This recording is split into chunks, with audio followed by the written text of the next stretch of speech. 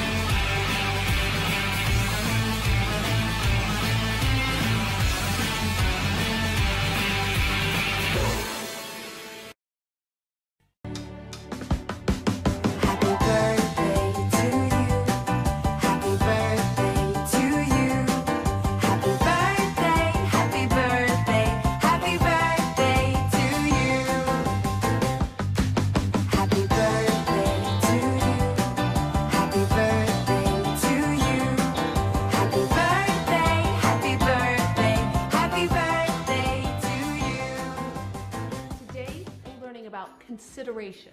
Consideration is the simple idea that we should treat people the way that we want to be treated, and that we should consider them in everything we act and say and do. Luke 6:31 says, "Do to others as you want them to do to you." But what does that really mean? Hey Alex, thanks for coming today. I have been working on treating people well with my friends, and so the first thing we're talking about is the Bible, how it says to treat people the way you want to be treated. So I thought, how would I want to be treated? And I got you some things, okay? So I know you don't like drink soda or like diet soda at all, and that the bubbles make you like throw up and is like really bad for you, but I really love Diet Dr. Pepper, and so I thought, treat people the way you want to be treated. I got you a Diet Dr. Pepper. And I know that you only have like one type of pen that you usually use, and that you only buy 1,000 of that kind and you keep it in like your drawer next to your computer, and that you don't touch any other kinds of pens. But I really like this fuzzy pen and the way it makes me feel when I write in it, so I thought you might want that kind of fuzzy pen that I like. And then I know you don't like, you know, wizards or fantasy or children's books or books or reading at all, but I love reading, and Harry Potter is my favorite book. So even though you don't like those things, I thought, treat people the way you want to be treated. I thought I would give you this Harry Potter book so that you could read it. Did I nail it?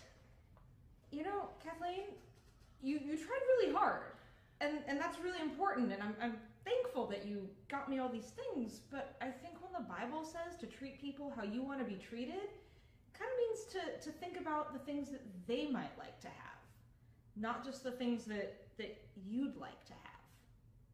Oh. Today we're going to see how good you are at considering the wants, needs, and feelings of someone else.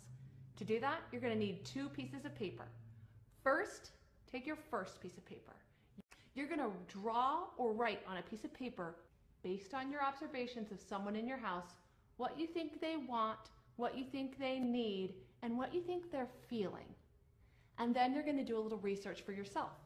You're going to ask the person, what is it that you want right now? What is it that you need right now? And what are you feeling right now? You're going to write or draw that on the second piece of paper. Then what you're going to do is look at the 2 pieces of paper next to each other. Did you do a good job?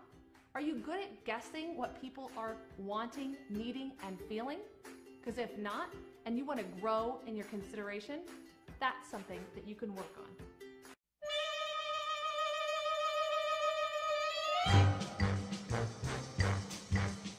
All right, I'm back again.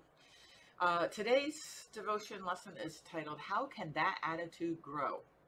So I always love when I hear that word attitude, because it makes me sometimes think of not things so good. So we're going to look at how we can change our attitudes towards others in order to be kind and treat people better than what we do.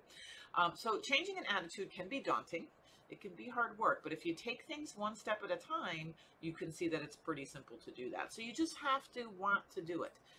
So first, we should see people as individuals, not as members of a disliked group, but individuals are usually more likable than a group that we have a different view with or that we view with some distorted prejudice. So someone said, make no judgments where you have no compassion. And this really makes me, reminds me of the previous story about the German soldier who jumped into the shell hole and saw at first an enemy soldier, but then when he really looked at the individual, not an Englishman who his country was fighting, but as a wounded human being, he had compassion for that person, gave him water and that, if you remember from yesterday's lesson. So this is what we're talking about. It means to see people for who they really are and not just a part of a group. Good morning, Solid Rock Star. So the second step is that we can recall times when we needed compassion. Jesus became a man and felt things that we feel. That's what happened when he was, born and brought to earth. So when we put ourselves in the same or similar situations of another person, then we can get a clearer perspective of what they're going through and possibly see them in a different way. Third, we can imagine what we would need under similar circumstances, kind of like what I just said.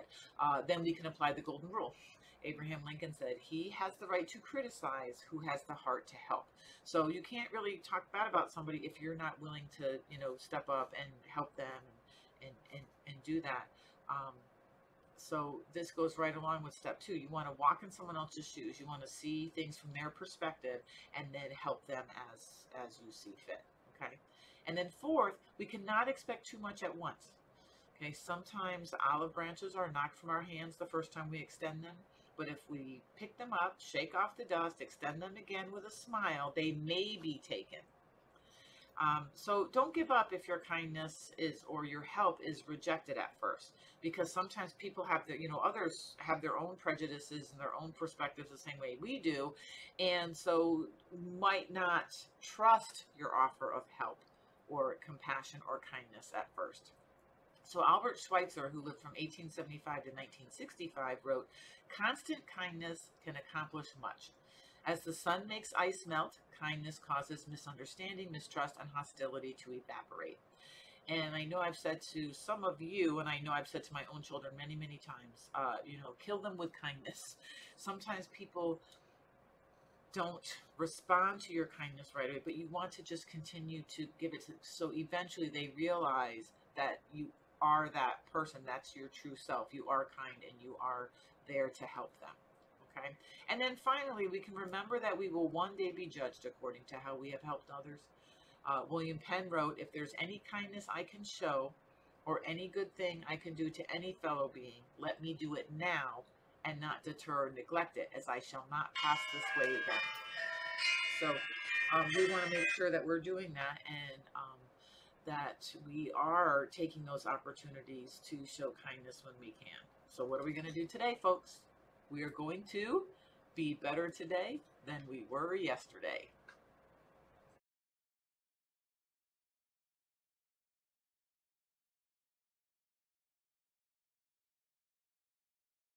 Take in a deep breath, and as you breathe out, feel your body begin to relax.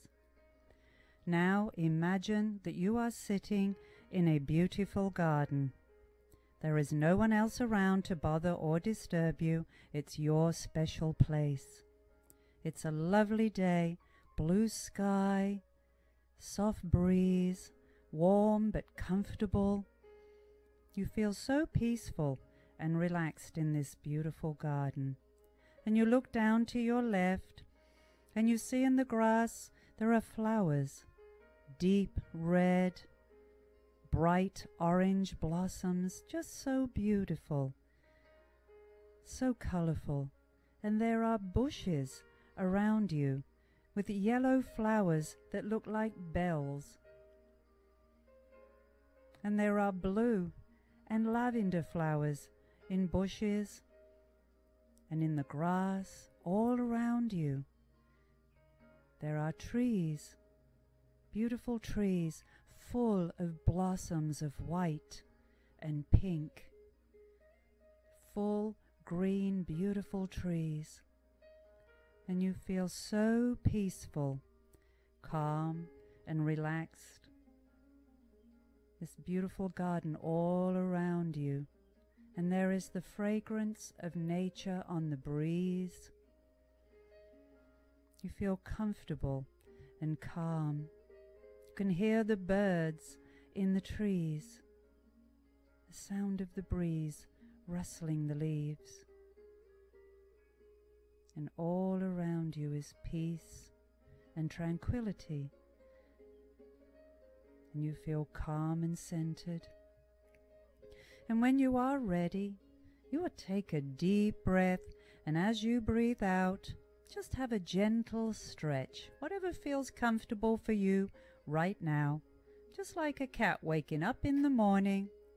You are feeling energized now and confident, but still deeply relaxed and ready to enjoy a beautiful day.